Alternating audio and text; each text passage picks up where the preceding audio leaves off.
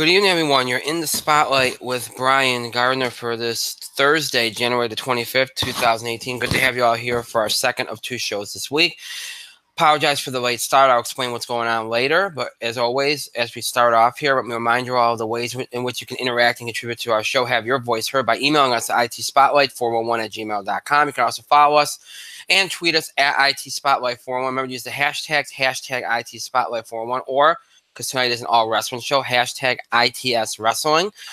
Use those hashtags anytime you tweet regarding the show on Twitter.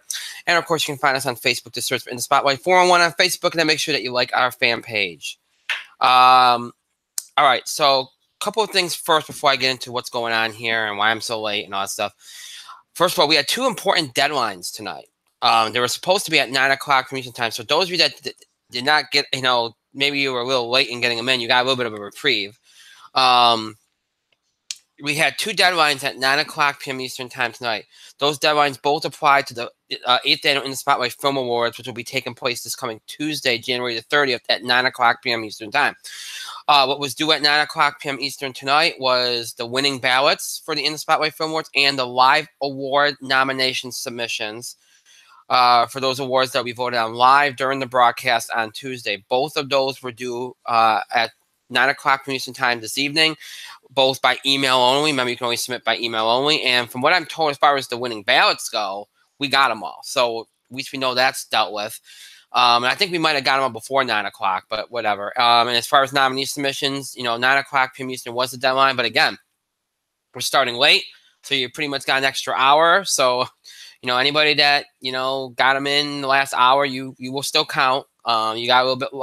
You had a little bit of luck on your side, but yeah, so those deadlines have now passed. So anybody, again, no more submissions will be accepted.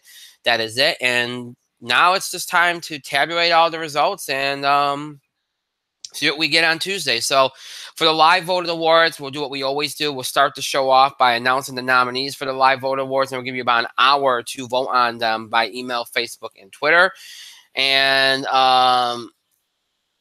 then, we'll announce the winners of those awards right before the biggest award of the night, Best Picture. So that's how we always done it, for those that do not know, and that's what we'll do on Tuesday. So Tuesday, of course, the 8th Annual In the Spotlight Film Awards, earlier this year than normal, usually in March. This year we're doing them in January for both personal reasons and because I felt like doing them this early this year. I wanted to try it out. We did it the first time we ever did it, we did it that early, this early. So... But also because my wife's due in February, I thought it was right around the time we usually do the film awards. I thought it was better to do it this way, so that's why we did it too. But yeah, the 8th Annual In the Spotlight Film Awards this Tuesday, January the 30th, 9 o'clock from Eastern time. Doing them on Tuesday instead of Thursday. That's better for me time-wise. And that'll be the entire show on Tuesday. So keep that in mind. That's all we're going to do on Tuesday. It's the film awards. We'll announce the winners. We'll talk about them, all that good stuff. That means Thursday we'll have all of our normal content for the week. So entertainment side, box office beat, TV highlights, any other stuff that we have to discuss. And then sports, we'll talk college basketball. We'll give our official Super Bowl preview, make an official prediction, and talk about all that goes with the Super Bowl. Any other sports headlines we have to cover. All that will be on Thursday. Oh, and wrestling too. We'll talk about the aftermath of the Royal Rumble, Raw, SmackDown, all that stuff on Thursday. So next Thursday will be a jam-packed show. And keep in mind, it probably will start a little later than 9, which again we usually start later anyway. But I do have a class, labor and delivery class I have to go to, and that will be the case for the next few Thursdays. So, so that's we probably will start a little later, but that's why we're doing the film awards on Tuesday, because it makes sense to do it that way, but to avoid that. But yeah, so Thursday might start a little later. Just be aware of that. And again, I just told you what we'll be doing on Thursday. So now you have an idea of what's going on outside the film awards next week. As far as the schedule goes beyond next week, I will explain more about that next week. Because I don't know, I'm kind of, it's interesting. We're going to be going almost like week to week because, even though I have a due date for my wife's pregnancy, you don't know. So we'll kind of just wait and see how things go here. And I'll give you all a little bit more insight into what's going to be going on next week. But what's going on next week. After that, that's going to be where there's some question marks. So we'll see how everything goes. All right. So let me first explain why we're on the air late. again, when you have a pregnant wife, things can come up. She's been dealing with some stuff this week. Pains, and we're in the last month now, so there's some stuff. Sometimes she doesn't feel good, sometimes she's in pain, and trying to be the awesome husband that I am, and trying to be supportive. I'm trying to help her. So that's where I was. I was just helping her out, and until the crisis had passed, until things had calmed down a little bit. So that's what I was doing. So that's really all I was doing. That's the only reason why I was late. And again, we don't have a lot tonight. I mean, it's really dictated by how much we want to do. If we're going to be late for a show, I guess it's a good show to be late for. But anyway, and so that's the reason why I am late. Now, so all right, so now that I got that established, what's going on tonight? As I said, it's an all wrestling show. We are previewing WWE's Royal Rumble pay-per-view event, which will be taking place this Sunday on the WWE Network, and of course pay-per-view as well. It's one of WWE's big four pay-per-views, one of the biggest pay-per-views of the year, probably second biggest to WrestleMania, because it sets up WrestleMania, obviously. So this year there's going to be a little bit of history. The first Women's Royal Rumble. So we have that going on, plus all the Men's Royal Rumble and all the other big matches that will be going on. We'll preview all those matches, make some predictions. We'll also talk about what's gone down on Raw and Smackdown this week. We'll also talk about all the other big headlines: Vince McMahon, the XFL, the Enzo Amore stuff, all that stuff we'll talk about here tonight. And with what time we have left, in addition, and some of these topics will come up with the questions you all have. So, kind of be addressing questions and comments too. But, if we have some time, we'll address some other questions and comments from the fans as well. If we have some time, again, we're on the air late, but we will address some. So, rest assured of that. So that's going to be the situation. That's what we're going to be doing here tonight. So that is the deal. So lots to get to here. And again, it's a big pay-per-view. If you're a wrestling fan, it's a big pay-per-view. If you have any questions or comments that you still want to submit, and you may not have already done so, a lot of you did before the show, but if you still have a question or comment you'd like to submit before the show, for the show tonight, you can do so during the show, again, by email, Facebook, and Twitter. So don't feel like just because the show started that you can't. You can still do that during the show here by email, Facebook, and Twitter if you like. So please keep that in mind as well. All right, so I'm stalling because I'm waiting for my co-host to come on, because this show, this kind of show, this wrestling show, kind of only works because he's on it too. And so I'm kind of stalling here as I wait for him. Because this is one of those things where, again, the wrestling shows only work when I have somebody with me, because I'm not the wrestling aficionado. I've gotten better. I've watched more in the last 10 years than I ever watched in my life. But still, I still prefer somebody that has a little bit more knowledge, and he does. My co-host Mike does. So hopefully he'll jump on here soon here, as that's all I have left to do is wait for him. So let's see here. I'm just making sure all the social media is posted. Yeah, it is. Okay. So, all right. Let's just make sure that's done, and then we are good to go. All right. Cool. Okay. All right. So again, we are previewing WWE's Royal Rumble pay-per-view event. I'm going to pull up the card here just so I have everything in front of me, so when he jumps on, we can just go. If he don't come on next 2 minutes, I'm going to start without him, because we're already late enough. We can't wait any longer. And folks, what he's going to the first thing he's going to do. The first thing he's going to do. He's going to complain that I interrupted his, bathroom time, which is ridiculous because I'm on the air so late. There's no way that unless he just deliberately says that for kicks. We come on so randomly in terms of time. There's no way I can keep hitting his bathroom time, but whatever. All right, let's see here. The premiere shows. Where is the pay-per-view card? I'm looking for the pay-per-view card. Here we go. Let's see here. Make sure I'm picking on the right thing. 205 Live, Mixed Match, right here, Royal Rumble. Okay. All right. All right. Okay. So I got the card. All right. Good. Just want to make sure that's all here.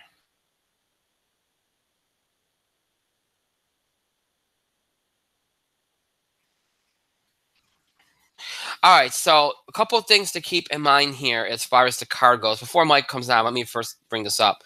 So obviously there was supposed to be a cruiserweight match on the card, and that won't be happening. Because obviously Enzo Amore has been released, so the cruiserweight title has been pretty much vacated, I would imagine. So, they'll address the cruiserweight title next Tuesday on 205 Live. Daniel Bryan announced that this past Tuesday. They'll not only will they name a GM, which has been for months rumored they're going to have a GM on 205 Live, but they'll also deal with the cruiserweight title situation. So we'll find out more about that next week. So there will be no cruiserweight title match at the Royal Rumble. So that's one match off the card. They'll probably add something to replace it and such, but we don't know anything about it. Plus, I don't think they've announced any kickoff matches either. So, I'm sure they'll have something. So, there are some matches that we won't be able to preview because we don't know what they are yet. So just keep that in mind. We'll just we can only preview the matches that we know we have. So, the big matches like the tag titles, the tag titles, the women's Royal Rumble, the men's Royal Rumble, WWE Championship match, Universal Championship match. That's all we can really, really preview right now is those matches. That's all we know about right now. So that's what we will do here as far as the card goes, because that's all we got. So just want to note that off the top of the show, so that just in case, people were wondering, or if, you were confused by, well, wait, wasn't there a cruiserweight title match? You've been moving under a rock and you didn't know that Enzo got fired. So, all right. So he has not jumped on yet. I am not going to wait any longer. It is almost 10:30 and we have to move. We have to move. So, I don't know if he fell asleep. I don't know if, what the deal is. I sent him a thing, hopefully, he gets it. And if not, then I guess I'm doing this show by myself. So, awkward, I know. But anyway, so let me get started here. First, again, only previewing matches that we know that that have been announced that we know that we have. We'll start off with some of the with the tag team match because those are probably the first ones up, I imagine. Again, I'm sure they will add matches to this card, especially a kickoff match, and then probably at least one more match on the main card because they don't have enough matches to follow. Remember, this pay-per-view is starting early. The kickoff is starting at 5, and the actual main card starting at 7. So it's going longer. So they're going to have more than, the Rumble matches can take an hour on their own, but they're still going to need probably at least one more match on the main card, and then probably at least one kickoff match. So, all right. So with that being said, let's go right into it here. And let's start off with the Smackdown Tag Team Championship match between the champion Usos and Chad Gable and Shelton Benjamin. Now, obviously, the Usos have kind of gone at least to a tweener state. I don't think they're full-on face, but they're more tweener. And Gable and Benjamin are kind of going the other way. They're in the midst of a heel turn. They're actually fully gone heel in a lot of ways. So, so you got that going on narratively. This to me, whether they add a match or not, it's going to be one of those matches where they look for the match, this match to fill up a little bit of time. Because you got some good workers in here that can put together some good spots, get the crowd going a little bit. That kind of thing. So they'll look for this match to fill. I think it'll be a decent match. I really do. The Usos have really ever since they turned heel, they've really upped their game, and their ring work's been much better, less sloppy, and they've had some great matches from their feud with the New Day to, everything else they've done. So, I think. And there you go, Mike. You're in the spotlight.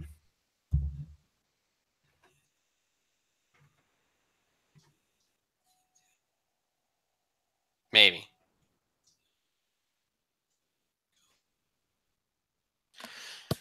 Can you hear me? I can. Okay. All right. Just wanted to make sure. I went ahead and started. Obviously, I was late. I went ahead and started going. I'm only on the first match, so no worries. I So was not worried. I know you weren't. So, just to finish before I throw the mic, I think this will be a good match. Again, I think they'll look for us to fill up some time.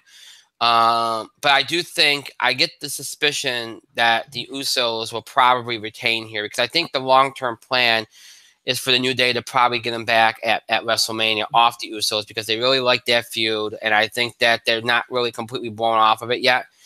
I could see them going back to that feud for WrestleMania. So, yeah, I think the Usos will retain here in what should be a decent match. Mike, Usos versus Gable and Benjamin. Let me just point out that I was actually prepared and ready to go, and I got all my business done. Oh, God. Mm-hmm. By 9, I was here at 8:30. We can't coordinate this, can we? I was prepared, and when you were late, I was like, fuck it. What I was doing. I had a good reason. I explained that when I got in here, but that's okay. Go ahead. I'll talk to you about it later. Well, no, because I did not hear the quote-unquote good reason. Well, we'll talk about it later. I'm sure we will, or we won't. I don't know. I can tell you what I was doing late, even though you were late and I was on time. It was not poop. That's good to know. It was not poop. Welcome. Anyways. Usos versus New American Alpha.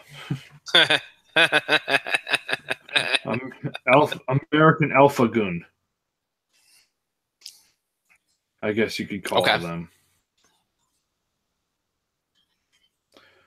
Let's see. When choosing American Alpha. Alpha Gun. A couple problems with choosing Usos. And it stems from a DI.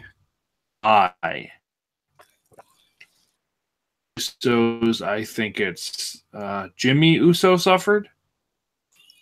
Mm-hmm. It's mighty hard. WrestleMania plans include the Usos. Well, it's mighty hard to justify keeping the titles on the Usos when one of them just got pulled over for DUI. It looks terrible. True. That's a good point. Terrible. WWE has to be in the business. Stuff. You kind of can't tie to it. And besides, right now, I think you might want to move away from the Usos. Even though that Jey Uso and Naomi are in the Mixed Match Challenge, and they're doing good work. The Usos are getting more over as faces than anybody. They're the tweeners. But right now, hard to justify the Usos when one of them has to go to court and explain why he was driving while intoxicated. WWE has left ties for less extreme reasons. Mm-hmm. Or, excuse me, despite more extreme circumstances, I should say.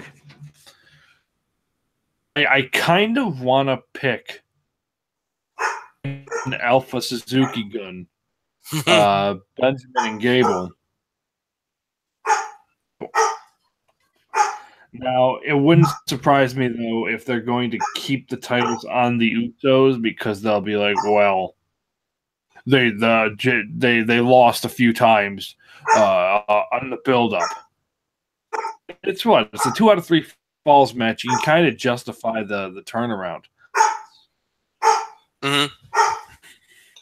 I actually forgot the stipulation, but yeah, you're right. And it's 2 out of 3. You know what? I can I'm going to say tentatively. This is like a 51-49. They'll switch the titles here. Tentatively. Right. Because it gives the Usos an out because, they weren't even supposed to be in this match. Oh, blah, blah, blah. Even though Shane McMahon's reasons for that were pretty lackluster.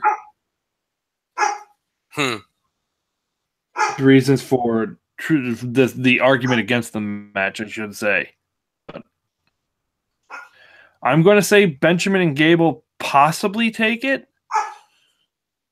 Well, they probably want to go back to New Day versus Usos at WrestleMania. The problem is the Usos have more reigns than the New Day. They want the New Day to take the title, the number of tag title reigns. The team, they might want to slow down on putting the titles back on the Usos for the time being. Well, the Usos already have them. I mean, if they lose them here. Oh, right. Okay, I see what you're saying.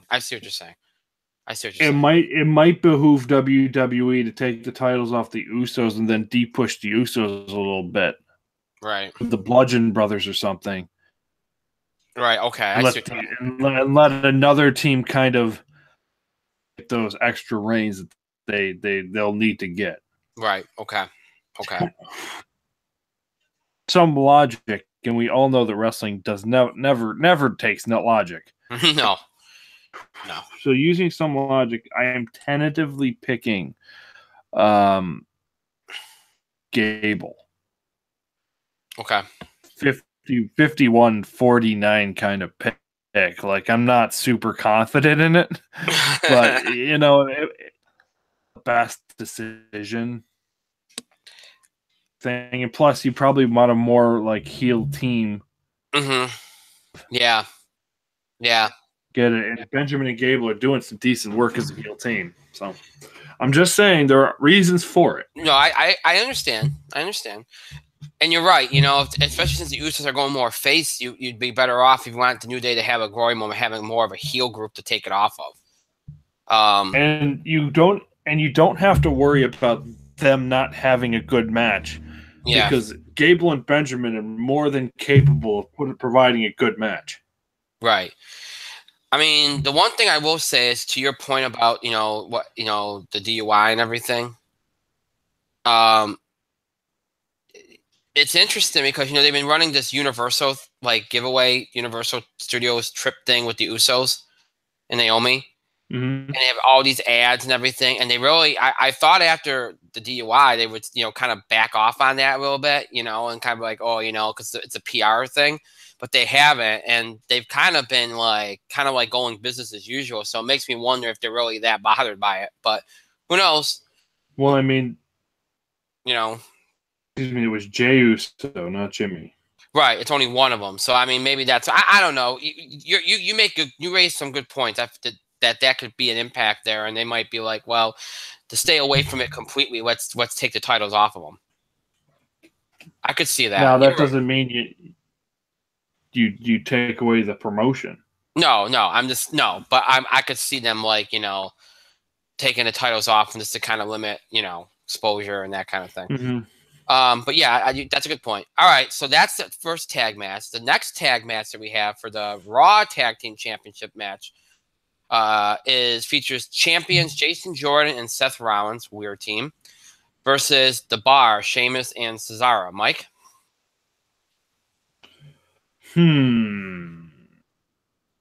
So many options with this match. I think it's a little early to maybe take the title off of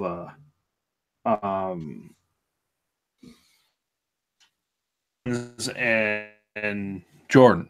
I think it might be a little early to say take it off them, but building tension, a quick title change, and obviously Sheamus and Cesaro have had the titles about 4 times this year. In the last year, they've held the titles about 4 times. Now, I'm to giving them another run. I'm not opposed to it. It's hard to say. This is one that you might need to take an eye on, because if they change the titles in the previous match, in the previous tag team match, they might not to change the titles here. Right. Now, I have to choose Sheamus. I'm going to say this. I don't think they're going to. I think Rollins and Jordan will leave the Royal Rumble with the titles, although I don't know if that means they're going to win. More than likely does, especially since Rollins got his curb stomp back. Expect to use that on Cesaro. I'm to pick Sheamus and Cesaro, but I think it's going to be Rollins and I said Ambrose. I almost said Ambrose. Expected to Rollins and Jordan at curb stomp to Cesaro. It should be a really good match, though. Should be a fantastic match. This is interesting to me because I almost feel like if Rollins and Jordan win this match, okay, I feel like there has to be some like way, or they have to do it in a way where the bar has another chance at it. Because I think they're going to drop it to the bar either at some point on the way to WrestleMania. I just feel like that's going to happen to so that Rollins and Jordan get whatever Mania matches or match they're getting, right? So that's just my feeling. So it's hard to decipher whether they pull the trigger here and have them drop the titles here, and you maybe just tease the breakup. I mean, it's not really much of a breakup because they're really not united, but I could see them maybe having the titles get lost here to the bar and then doing the rematch in a couple weeks, at next pay-per-view or even on Raw. And then it's the rematch that they lose that ends up being the breaking point. You know what I mean?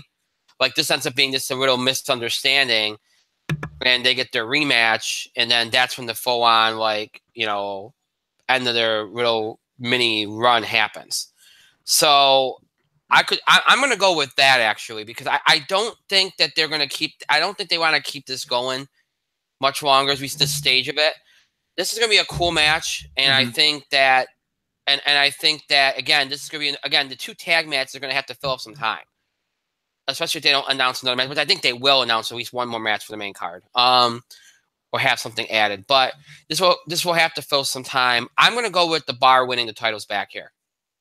Good choice. Good choice. Jordan either does something, miscommunication with Rollins or something, and that's how. Because I don't think it'll be a full-on like "F you," screw you, I'm going to turn on you kind of thing. I think it's going to be something like miscommunication. They're both upset and like, all right, let's in the next couple of weeks, let's unite and let's go back and get our titles. And that's when they try to do when they do the rematch, that's going to be the full breakup. That's what I think will happen. So the bar for me in this match. All right. So now we go to the championship matches. Let's go to the Universal Championship match first, because this one I think right now probably will have the status quo, I'd imagine. We got the Universal Champion Brock Lesnar versus Braun Strowman versus Kane. All right, so I'm going to bring some dirt sheet stuff into this match. Apparently, there is a big push within WWE to try to get this title on Braun Strowman on Sunday, which there should be, because he's white hot. The crowd wants it, And look, they're not about changing WrestleMania. I mean, they're not against changing WrestleMania plans here. I do think the plan is probably still to go Reigns, Brock Lesnar at Mania. I still think that's probably the plan. I still think that would mean that Brock Lesnar retains here, because he's not scheduled for the Elimination Chamber. So I still think that's the plan, but I think that, this is one of those matches that could flip so easily before we have this match on Sunday. Kane is the only thing you can be sure of is Kane's not going to win and Kane's going to take the pin. That's the one thing you can be sure of in this match. I think this will be a cool, fun, spectacle kind of match. There'll be some cool spots, Right now, I'm going to say Brock Lesnar retains by pinning Kane. But again, Braun could get this. He could. I'm not putting my faith in it. I'm not going to predict it because I don't want to jinx it because that's really the decision they should make. But it could happen. So Brock Lesnar for me, Mike. I agree. This one is there's a lot of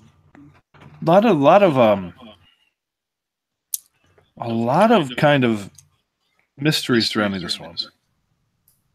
I can hear myself talk, and I sound great.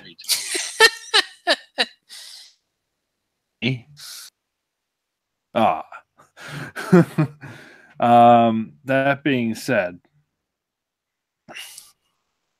push on Braun Strowman.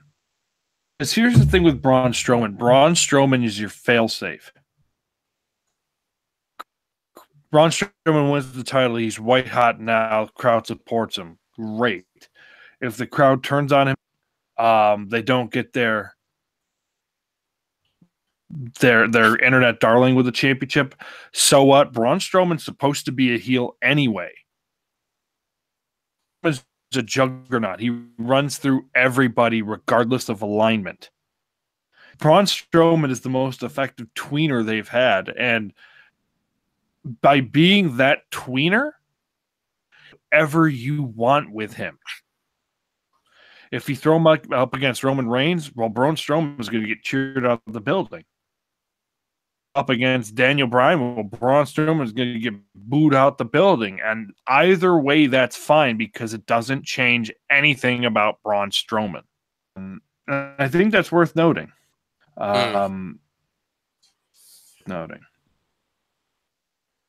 Said Samoa Joe got injured. And that was probably the only blockade with Roman is now, and I'm bringing Roman in it now. He was named in that steroid scandal reported on. And yes, WWE has to do an investigation. There is an investigation going on. Both WWE's running theirs and investigations are going on with that steroid scandal. But the problem is, all right, you commit to Brock Lesnar, Roman Reigns. Or WrestleMania, it got out that, yes, Roman Reigns did buy steroids. He did know this guy who was arrested for steroids. Yes, he did purchase large amounts of steroids or whatever. Now what are now you're WWE. Now what do? You just committed to Roman Reigns' final glory moment, and now it's being derailed again because your top guy got nailed again for steroids. We mentioned this off the air, but for Brock Lesnar, it doesn't matter.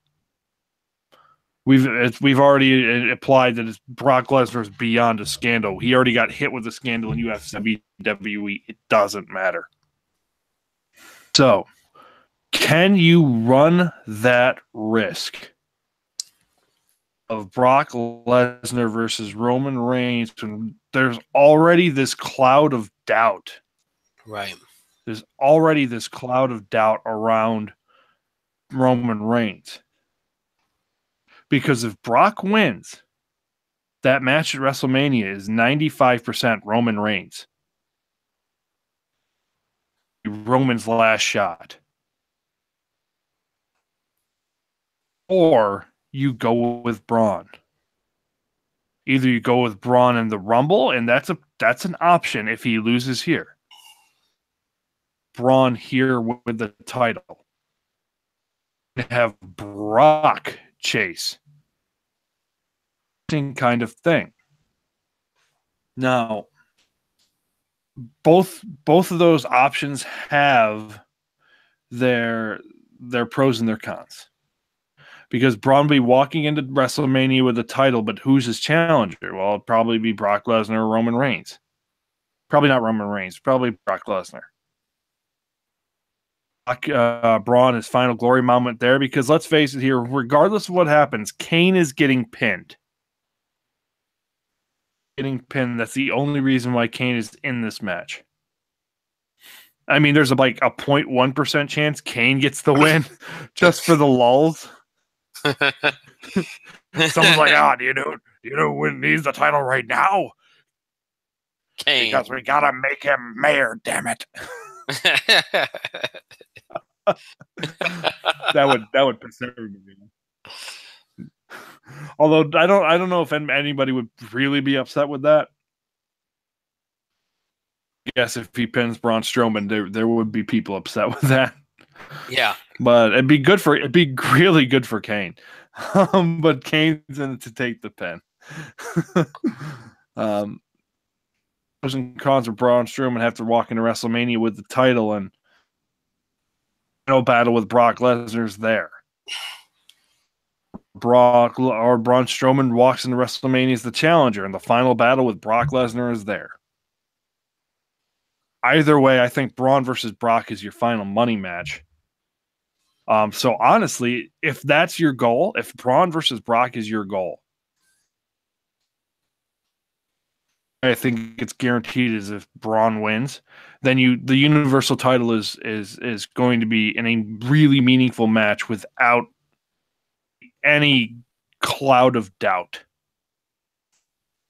And that's incredibly important. Braun Strowman wins the title here. But that's, again, it's a 51-49.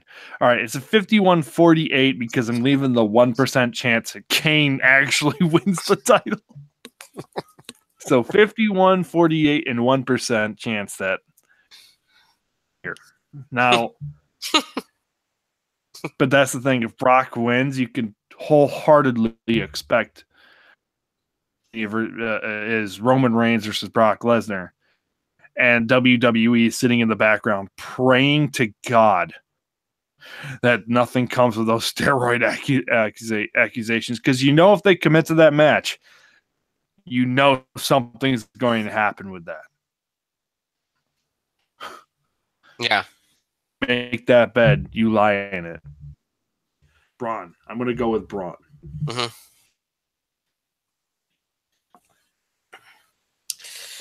Okay. And I'm glad you brought up the Roman thing because that's very important. We'll probably talk a little bit about that a little bit, but yeah. All right. So that's the Universal title match. Now we have the WWE title match, a handicap match with champion AJ Styles defending against Kevin Owens and Sami Zayn. I'm not going to call him Cammy because I think that sucks, that nickname. But anyway, Mike, WWE title match. All right, well, there was supposed to be a Cruiserweight title match, but, Enzo's no longer with the company. But on that note, I think it's shitty they didn't run a Cruiserweight championship match anyway with, like, Alexander wrestles Cedric Alexander Mustafa Ali match on 205 Live. Fantastic. I actually watched the whole thing on YouTube after watching a clip on YouTube. Match was really fantastic, and believe it or not, it's everything you could have hoped for from fucking 205 Live. So that match should have been championship match, or Alexander versus Gulak, or you could have gone with Alexander versus Gulak versus Ali, or you could have gone with Tozawa versus Kalisto versus Alexander, or you could have gone with something to have a Cruiserweight champion. I think that would have been important, and the fact they didn't do it is kind of embarrassing. Too. Being said, this is the biggest match for SmackDown. Owens and Zayn versus AJ Styles. No, though Cammy, he's trying to insult them by, well, first of all, he said Kevin Owens counts as two people, so it's like 3-on-1 in there. LOL, Kevin Owens is fat and AJ Styles is not. Yeah. It's dumb as shit. That's what it is. So if they let AJ Styles come up with that one on his own, they need to start writing his promos again. And if someone wrote that promo for AJ Styles, then that person needs to be fired. And if it's Vince McMahon who wrote that promo for AJ Styles, then Vince McMahon needs to focus on the XFL again because that was fucking stupid. And by the way, he calls him Cammy. Cammy. Cammy, he's trying to say it as the feminine way because there's a video game character named Cammy and she's a female. So he's trying to degrade Owens and Zayn by calling them feminine, which is so 1950s. Although, if you think about it, Kami or Kami in Japanese folklore means God. Mm-hmm. To call Kevin Owens and Sami Zayn, but I'm going to call them Kevin Owens and Sami Zayn. Now, the rumors for forever was that a SmackDown guy was winning the Royal Rumble. Mm-hmm. And I'm bringing this up because this puts this result in doubt. Because it was, I don't think the match at Survivor, the title match at Royal Rumble was supposed to be Styles versus Owens and Zayn. I think it was supposed to be Styles versus Mahal or Styles versus somebody, Baron Corbin. Supposed to be a placeholder match. Which tells me two things. Owens' match, not so much Sami Zayn, but Owens' match at WrestleMania probably changed from what it was supposed to be. Mm-hmm. Here's the thing: AJ Styles might be the most over face on SmackDown. Owens runs that show. The storylines for the past 8 months on the show with the U.S. title, the main storyline has run through Kevin Owens. I think there was a plan that changed, and that plan was the title's going on Kevin Owens. And I'm not just saying that as a fanboy. Kevin Owens is my guy. Kevin Owens is my favorite wrestler. I would say I'm wearing a Kevin Owens shirt right now, but I'm not. I wore one to work today. Well, I probably didn't wear one today. I'm going to wear one tomorrow. God damn it.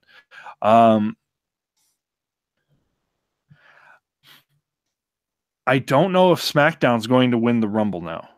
And if it is, I don't know who's going to be because the obvious choice might not be the obvious choice now. And if it's not that guy, I feel really bad because it was that guy forever. Rambling on, I apologize. But the thing is, plans change, and I think Kevin Owens and Sami Zayn are going to win. I think they're going to be the co-champions for like a month. There's a SmackDown pay-per-view in between, where it's a fatal 5-way, and I think either Owens or Zayn are going to win that match. They'll be the single title. Because I honestly think the WrestleMania match now is Owens versus Zayn, which makes sense, and we should have gotten it 2 years ago. We should have got it 2 years ago. But I think or you know what? It might not be Owens versus Zayn. It could be Owens versus Zayn versus the SmackDown guy. Mm-hmm. So work too. Okay, you know what? There are many options, but unfortunately, I don't think AJ Styles plays into that thing anymore. I think AJ is going to get another match at WrestleMania. It's too bad because I too would have liked to see what AJ Styles and my pick for the Royal Rumble would have done at WrestleMania. Being said, I think the main storyline goes through these guys, and so the title's going to have to do it too. Me and Zayn are going to be the co-WWE champions. And I can't believe I just said that. It's a cool concept. It's a great concept. It's interesting. Whenever we talk about the Royal Rumble, so much is always dependent on, like, well, this person's champion, then, well, who wins the Rumble? Everything affects so many things that affect, things, or well, whoever your Rumble choice is, well, okay, that might dictate who your champion is. It's so interesting every year, and this year has a lot of particulars. It really does, you got, and when you look at the Rumble, I mean, obviously the two guys that people have been thinking about were Roman Reigns and Shinsuke Nakamura. Those have been the two most popular names bandied about the last few weeks. Obviously one of the dream matches that people have is AJ Styles versus Shinsuke Nakamura. But do they want to go? AJ's a big face. Nakamura is a big face that, is trying to build some momentum back after what they did to him in the summer. So, but do they want a face versus face type match at WrestleMania? Vince doesn't usually, we've seen what WWE, they do face versus face match, but do they want that at WrestleMania? If you're going to to me, if Nakamura wins the Royal Rumble, and you want him to have momentum, you want him going up against a guy that at least is somewhat of a heel. And to me, if Nakamura is a choice, I think they'll probably put the title on Owens and Zayn here because they can draw heat, even though a lot of times they get face pop or tweener pop, whatever you want to call it. They have the best chance of drawing heat and helping Nakamura to get even more over. Whereas with AJ, you'd have a split crowd, and that doesn't help get Nakamura over. So it'd be a great match, and they'd both be over, yes. But if you're trying to get him over as this mega hot face, you're probably better off tossing him at Owens and Zayn, who have had the best heel gimmick, and Owens has been the biggest heel on SmackDown, since he got there. So, if you had asked me about a week ago, I would have said that the conventional wisdom is that AJ wins this match and Owens and Zayn turn on each other, because that's been a big popular rumor. That could still happen. I mean, these guys are probably going to be in a championship match in a month again anyway. I could see Owens winning the title and still having Zayn turn on him, or I could see a lot of different things here. Right now, my feeling is this: that Owens and Zayn are going to win this match. And whether that means that they break up after, it just keeps on going till Fastlane, where they break up there. What that means, a triple threat at Mania, or even more, maybe a fatal five-way. Who the hell knows what they're planning? I think they're going to win, and I also expect some involvement from Shane McMahon and Daniel Bryan as well in this match. So I'm going to go with Mike here, and I'm going to go with Owens and Zayn to win this match and become co-WWE champions. So that's what I'm going with. All right, now we got the Rumble matches. We're going to start with the men's first, because I don't have any reason to think this other than gut instinct. I think the Women's Royal Rumble is main eventing the show. I do. It's a good possibility, actually. Because they're hyping it up. They're hyping it up as historic. It's the first time Stephanie McMahon was announced as being a commentator on it. I get the feeling that they're going to main event with the woman. So, I think I don't think that's the worst idea in the world. So, yeah, I think that given that, I think that I will go with the men next. Now, the men's Royal Rumble, 30-man Royal Rumble, features superstars including John Cena, Randy Orton, Finn Balor, Matt Hardy, Shinsuke Nakamura, Elias Sampson, Baron Corbin, Bray Wyatt, probably Roman Reigns, and a host of others. If you're looking at odds, odds right now, Shinsuke Nakamura is the favorite. Roman Reigns is the second favorite. Daniel Bryan's the third favorite. So let me just be quick here, because Royal Rumbles are very unpredictable. Obviously, you have some surprises, and I don't know of any in particular, but who knows? But you have some surprises, and there'll be some cool little things in there, and obviously you could see depending on what happens in the Universal title and WWE title matches, some of those guys can end up in here as well as potential champions as well. Really, what I think this match, it's going to be interesting whether they declare Daniel Bryan and Daniel Bryan does something in this match. I don't expect that, to be honest. I don't even think he'll make an appearance in this match. I think his only involvement will probably be in the handicap match. I've heard even some people think Shane McMahon might come in this, get involved in this match, but I don't expect that here. Again, I think he'll be involved in the handicap match. I think this really just comes down to Nakamura versus Roman Reigns. If the plans are what people thought maybe a month, 2 months ago, then it's going to be one of those two guys. Right now, I'm leaning towards Nakamura because I don't think they'd want to run Reigns winning the Rumble again in Philly. I really don't. I think they'll find another way to get Reigns into that championship match. It'll just be him winning, because especially since Brock isn't advertised for Elimination Chamber, they'll just have Roman win the Chamber match and go on to WrestleMania. That's how they'll do it. Thinking that'll be the easier way to do it. So I'm gonna go with Shinsuke Nakamura winning this match. I think the final four will probably be Nakamura, Reigns, Cena, probably, because I think they'll have if they're gonna do the Undertaker thing, they'll have Undertaker like eliminate him or something. And let me see who could be a fourth person.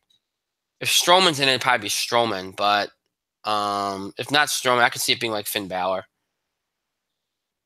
Because they seem interested in him again, so that's what I can see like the final four being. But yeah, I'll go with Shinsuke Nakamura to win the men's Royal Rumble. Mike.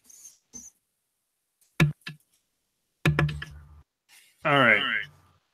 Give you two potential winners. Me. I'm going to give you two potential winners.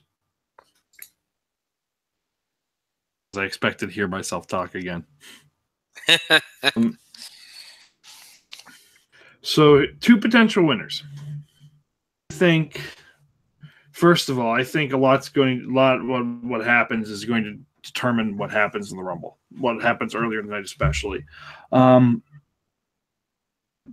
Some people who could end up in the Rumble, especially if Brock wins. You might have Kane and Strowman in the Rumble. AJ would have a rematch clause, so he wouldn't need to be in the Rumble. Let's see. I'm a lot tonight. I just noticed it, and I apologize for that. I think, because now I kind of convinced myself, in winning the title doesn't really have to change the SmackDown guy winning. You mentioned Owens and Zayn are heat magnets. They're going to get cheered, yes, but nobody on SmackDown is better than putting heat on the other guy than Owens and Zayn. That being said, I think I agree with you. I think the SmackDown guy is Shinsuke Nakamura. I think it's what they've kind of settled on since SummerSlam when so they decided that they should probably give the guy this glory moment at WrestleMania. And it's a really solid glory moment. It's a really good idea. And I know everyone's going to be like, but I wanted AJ Styles to get Nakamura to wrestle. Well, fuck you. That's the response to that. Well, fuck you. You don't always get what you want, and AJ is not great at getting heat on the other guy in terms of promos. With a guy like Shinsuke Nakamura, who's naturally charismatic, but English is still his second or third language. A guy like Owens and a guy like Zayn to do the promo work. Somebody who's not going to be racist, like, let's say Jinder Mahal. His name rhymes with Jinder Mahal. Being said, I think the top choice, and I think the SmackDown guy who wins it, Nakamura. Now, if they decide to go with a Raw guy, there's still a possibility they could go with a Raw guy. I think it'll be Roman Reigns. I think it'll be Braun Strowman if they go with a Raw guy. Because that would kind of indicate their plan shifted. It can't be Reigns. There's too much controversy right now surrounding Reigns. And by the way, it's Philadelphia again. Are you really going to fucking do that again? Terrible idea. Since the crowd is going to be expecting a guy like Nakamura or a guy like Daniel Bryan. I don't know. Pick a guy. Anybody but Roman. Anybody but Roman. So they're going to be expecting a guy like that. They're not going to be expecting that. They're not going to want Roman Reigns, and they might just riot again. I think it'll be Braun Strowman if a Raw guy wins the match. Because then they will go with Strowman versus Brock. Braun will go in as the challenger, and he'd be the monster who learns from his mistakes, who had to earn everything to get here. Story. But I think the likely scenario is Shinsuke Nakamura is probably going to win a Royal Rumble. Give that like a 60% chance. They could always go with Cena. Always go with... I mean, you can't ever discount Roman Reigns. They might go with Seth Rollins. They might go with Finn Balor. They might... Dolph Ziggler's been a popular choice. They might go with Ziggler. If they go with Ziggler, it's probably not the best idea, but that being said, they could go with Dolph. Idea. There's more interest in him right now than there's been since he cashed in his briefcase all those years ago. So that being said, there's a lot of choices on the table, but I think Nakamura is the most likely choice. Smackdown guy. However, if it's a Raw guy, I'm going to say Braun Strowman. Now, let me just say, it's not that Jinder Mahal was racist. It was that they kept giving him racist promos. They didn't do him any favors. Yes. Maybe that guy could be Michael B. Bays or rhymes with it.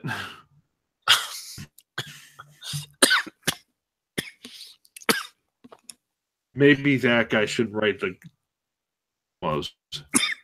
Maybe. Right? Michael D. Days. Anyway,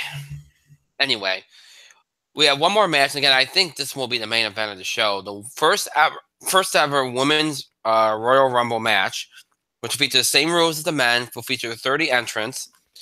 Stephanie McMahon was announced as the announcer for the match today, which to me screams that she's probably going to be in it. It's a hunch. That's okay. So the women's Royal Rumble match. Mike, go ahead. Asuka's winning. That it? Well, okay. Let's go with a little bit of a let's go with a little bit of analysis, but is winning. Hi, Justin. Says hi, Justin. Oh, yeah. Okay.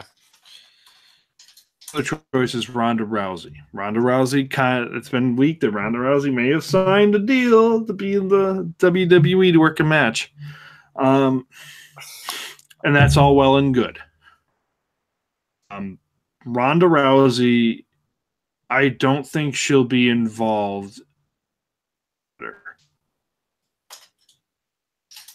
I think she might be there because apparently she's filming a movie right now. Mm-hmm. And it's hard for her to get offset for that. Maybe she can, maybe she can't.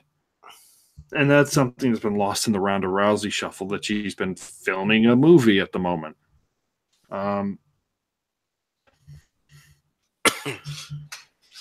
that being said,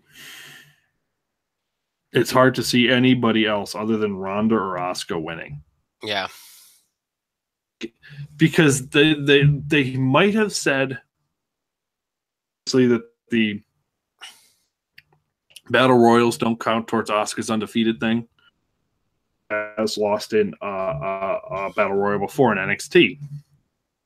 And they didn't count that. However, spent all this time building her up as undefeated, where people would be like, well, if she loses the Royal Rumble, is she really undefeated now? Really? So it just casts doubt in the mind.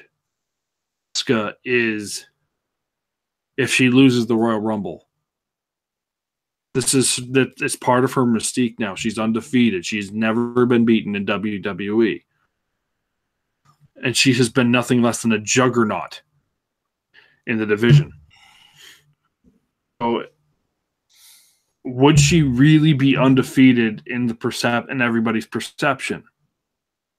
In WWE who realize that. Now, if the match is the 4 horsewomen versus the 4 horsewomen, supposed to be, then Ronda Rousey doesn't need to win the Rumble now, does she? Mm-hmm. It's Ronda Rousey versus Stephanie McMahon. Ronda Rousey doesn't need to win the Royal Rumble, does she? No. And the other thing you have to note is it's the first women's Royal Rumble. You're going to have a part-timer win it. Somebody who's debuting in the Rumble, are you really going to have someone like that win the first Royal Rumble? Or argument, and I'm not just saying this because Asuka's my girl. It's because of that, but going to let somebody who's not yet a full-time member of the roster come in and win the Royal Rumble? I think, and this is what's for the first women's Hell in a Cell match, obviously. For the first women's anything, right now you want to have someone as a regular member of the roster they can elevate. And there's only 2 people they consider elevating at this point. It's Asuka and Charlotte. And this match is going to be Asuka. So there's your analysis. Asuka wins, LOL. I think if Ronda is coming, she would be full-time. Because the one thing that you've been hearing is that they keep saying that if she does it, she's all in. I don't mind the idea of somebody debuting in the Rumble and winning it, but I do feel like it's a tad predictable for it to be somebody like Ronda. I could like somebody from NXT coming up and somebody you have a lot of faith in doing something like if they had debuted Asuka in the Rumble and had to win it, something like that would have worked. You know what I mean? I can see that, but you know what? Here's the thing: the fact that Stephanie's there, okay, tells me that if Ronda is in this match, and I don't know for sure if Ronda's in the match, I think she is going to be in this match. All right, just because she said that she's doing a movie and that, what do you think she's going to say? If she's going to be in this thing, they're clearly going to want it to be a surprise. All right, so she's not going to come right out and be like, you never know, because people are going to read into that. So she's going to try to deny that she's in it. If Stephanie McMahon's at ringside, which apparently she's going to be, I think what's going to end up happening is Ronda will be in the match, late in the match. You know, your final 4 will probably be Asuka, Ronda, Nia Jax, and maybe, I don't know, Sasha Banks or Becky Lynch or somebody like that, okay? And, it'll come down to Asuka and Ronda Rousey, or maybe it'll come down to 3 of them. Maybe it'll be at the because usually they don't like to have the big interference to happen with the final 2. They usually like to happen when it's like the final 3. You got maybe Asuka, Ronda, and one other person left in the match. Ronda's dominating, and it's looking like she might be able to pull this off. Stephanie McMahon doesn't like it, and she helps eliminate Ronda Rousey. And then it's Asuka versus whoever else is left, and Asuka wins the Rumble. I think Asuka's winning the Rumble, no matter what happens. Okay, because like Mike said, Ronda.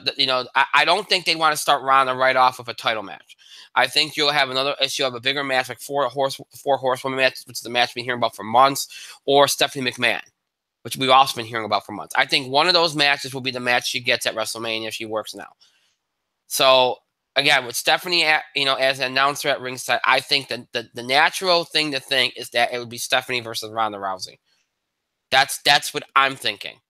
So I'm thinking Asuka wins the Rumble. And if Ronda's there, Stephanie eliminates her. That's what I'm thinking. And my final 4, if Ronda's in it, Ronda will be in it. And then Asuka, and then maybe, again, Nia Jax and, Becky Lynch. If Ronda's not in it, I think it'll be Asuka, Nia Jax, Sasha Banks, and Becky Lynch. Probably. That's what I think will be left up there. It'll be cool to see this, though. And obviously, you'll get some surprises and some, legends and stuff, just like the men's match. It'll be cool to see. So, but I think it will main event. All right, so that's all the matches that are on the card. Again, there figures to be some matches added, like on the pre-show and an additional match on the main card. We'll see what happens. when we asked for questions, a lot of you submitted stuff, the big news of the week, and that's usually what happens. Just some big news, like the Enzo stuff, Raw 25, the recent rash of injuries in WWE, Kevin Owens, AJ Styles, not AJ Styles, Kevin Owens, Samoa Joe, the Roman Reigns steroid stuff, Rich Swann, the news that came out today about him. So what I'm going to do is we're going to quickly just talk about some of these because it addresses a lot of the questions that you all asked. Mike already mentioned the Roman Reigns steroid thing first, so I don't want to belabor that point. Look, here's where you're at with this, okay? Because people ask, well, what do you think they're going to do? Everything that you've heard come out from WWE about the Roman Reigns thing makes them see it as a non-issue right now. Now, it probably is a non-issue right now, and he did get, caught a couple years ago, and he was suspended. It probably is a non-issue right now because there's no there's no visual proof. There's investigations and all this other stuff. Mike noted it earlier, and I agree with it. As far as what you do with Reigns going forward here, especially during WrestleMania, if this wasn't WrestleMania season, I don't think you would think about it as much like, all right, whatever happens, happens. But WrestleMania is the one time a year where so much attention's on the company. Do you really want to take a chance and commit fully again to pushing this guy into the main event of WrestleMania and then right around, because you know what will happen. Once you thrust that attention on him right around WrestleMania, it's like the Super Bowl. Media is all on you. They're looking for anything that they can get publicity on. And eventually they dig something up. Let's say they dig up a picture of him with this guy that's accusing him. It's proven that he knows him. Or dig up a receipt or dig up something. Then what do? You're a week out of your biggest event of the year and you're the so-called face of your company, the guy that's in the main event of the show. What do you do? He just got exposed for either lying or whatever the case may be. What do you do? So you're taking a humongous risk here by investing so much in him right now with these allegations kind of casting a pall over him. And again, I'm not saying he did it. I don't think he did. I don't think there's really much here, but you don't know. So I expect them to commit fully to him anyway. I don't think, again, everything you're hearing seems to think they think it's a non-issue. So, I would like to think that that's because they looked into it. They probably did. But we'll see. We'll see. Mike, do you have anything to add on the Roman stuff? Piece earlier, so no. Okay. All right, so that's the Roman stuff. Now, the other big topic is the Enzo Amore stuff. Although, before I get to Enzo, I didn't know there was stuff about Rich Swann today. So while you were talking about that, I looked it up. Well, I'm going to bring that up right now because it kind of makes it kind of ties in here what I'm going to say. For those that do not know, Rich Swann's charges were dismissed today. So I would imagine that I don't think they'll work him in right away. But they'll probably wait a few weeks or maybe another month and then work him back into their plans. So one of the things that questions we got this afternoon was with Rich Swann's charges being dismissed and him probably likely coming back into the WWE fold, maybe he, remember, he was a guy, you and me talked about it at length, that he was a guy, personality, entertaining, and that they could help build a division around as far as being a face.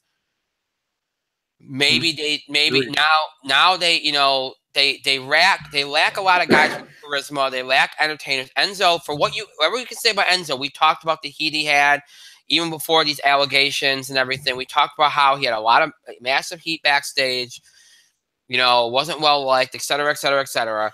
But the one thing the man had going for him was he was selling merchandise. He was a great promo guy, and he entertained. You need more guys with charisma. You need guys with flair and entertainment value. Rich Swann perhaps could give that to you once you work him back into things. So this, with him potentially coming back and being worked back into things, that could, we'll see how that plays a role in 205 Live going forward. So I just wanted to bring that up. So his charges have been dismissed, but Enzo, his drama is just beginning because for those that do not know, there were rape allegations made against him earlier this week. A woman posted on Twitter mentioning that this had happened in October. Apparently, there was an investigation since October when this incident happened. Enzo was suspended promptly on Monday, which, WWE apparently hated this because it came out on Monday, the day of Raw 25, when, there was such a big day and all the media attention was on him, and then they had to deal with this. They suspended him. Next day, they decided to release him entirely. Why? Not because anything had changed. They didn't find anything more than they knew on Monday. Charges, there were still allegations were still being looked into. There was no change in the legal status of Enzo on Tuesday. The reason why WWE would let him go was because they had found out when they confronted him on Monday at Raw, the same day he came to Raw wearing a T-shirt that was just poorly timed. When they confronted him at Raw on Monday, he told them that he had known that he was being investigated for these allegations since October and never told them. As soon as he did that, it's like after everything. And remember, they have no reason to give him the benefit of the doubt. They have given him every chance. There was already problems with him going back to a year ago with various things backstage and everything. That was the final straw. It's like, all right, you didn't tell us you're being investigated. You're done. That's why they fired him. So before I throw the mic, let me just say this. If these allegations are true against Enzo, it's disgusting. It's horrendous. And it's sickening. Okay, and look, a lot of things he did were revolting to me. A lot of things that he did, the way he acted and everything, was just garbage. Okay, but this just takes it to a whole other level. And I hope it's not true for his sake. But if it is, then hopefully he gets punished and everything is taken seriously and it gets dealt with the right way. Because if he did those things, then that's just I can't imagine. Now, if they're not true, well, I don't think that changed anything on WWE. They're not going to bring him back. They were pretty much done with him. They were just, look, as soon as anything else happened of significance, he was going to be gone. He was on tenuous. It was in a tenuous state anyway. So, look, they went all in on him because he was grabbing the mic and his heel turn worked and he was bringing more attention to 205 Live. They went all in on him despite everything that happened, and in the process, they lost a talented worker in Neville. So because of that, it was a dumb thing to do. Even if it did help business and help 205 Live a little bit. With him gone, obviously we're going to announce a GM next week on 205 Live, and obviously we're going to announce what they're going to do with the championship.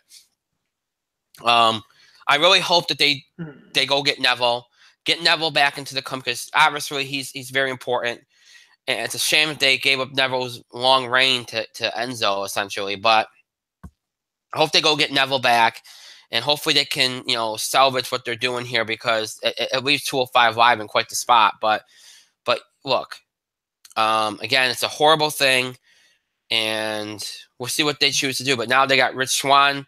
His charge is dismissed. We'll see what happens with that. And, and obviously we'll see what happens with Enzo going forward. Mike, your thoughts? Well, the fact that Rich Swann, all of his dropped is great news for A, Rich Swann, and B, WWE. Although personally, Rich Swann now has to deal with the fallout because that involved his marriage, and I'm not going to speculate about that. Right. But that's something Rich Swann will probably need to get right. Mm-hmm. Have to come to terms with before he even thinks about coming back to WWE. Although the fact that all the charges were cleared, the charges were dropped, Rich Swann has been, so to speak. It's great news for 205 Live, because, yes, we have mentioned this more than once, that Rich Swann is one of the few guys who is an entertainer, who has charisma, and who can get over. Especially with the 205 Live tour coming up, you like Rich Swann right now. To kind of help put some butts in seats, even though you're going to get Woken Matt and Bray Wyatt on that tour as well. And you'll probably see some gold dust. Okay. Enzo Amore, the guy in the world in the reins despite himself to an entire brand. The guy was selling a ton of merchandise. The guy was the focal point in the division. Have you ever seen a guy shit away his career so quickly? Amore. No. Dude gets thrown out of the locker room in June. And the Shield. Let's be clear here. Rollins and he gets thrown out of the locker room by the Shield. On his own for months, but luckily for everybody, Enzo hustles when he comes to working. Finds out that he's under investigation for sexual assault, sexual harassment in September. Now, he is accused of a girl while influence. And yes, a lot of people will point out for some reason that this girl brags about using meth and coke and heroin, all these hard drugs. I mean, the fact is, it's ongoing. Yes, you are innocent until proven guilty. They suspended Enzo like they suspended Rich Swann. Protocol of television because it'll overtake everything you do. When they found out, Enzo decided to show up to Raw 25 in a shirt that said, "Today will be the best day ever. Can't wait for tomorrow." Obeying direct orders. When you're suspended, you don't show up to work. Vince McMahon finds out that Enzo is in the building. Vince McMahon loses his shit, throws him out. 24 hours later, Enzo Amore is fired.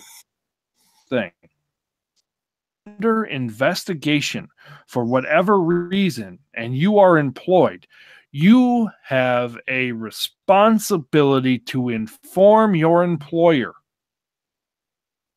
You are under investigation.